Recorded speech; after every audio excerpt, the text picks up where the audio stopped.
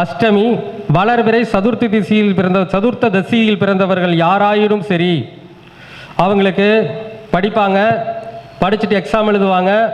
Exam நேரத்தில் சரியான முறையில் எக்ஸாம் ரிசல்ட் கிடைக்காது.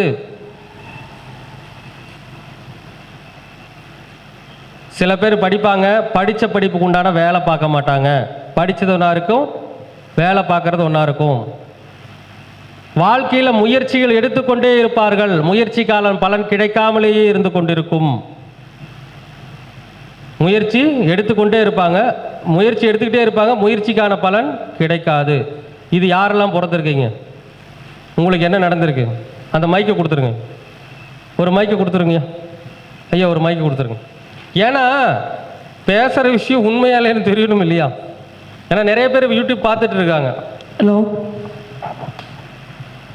சொல்லுங்கய்யா, நீங்கள் என்ன திதி?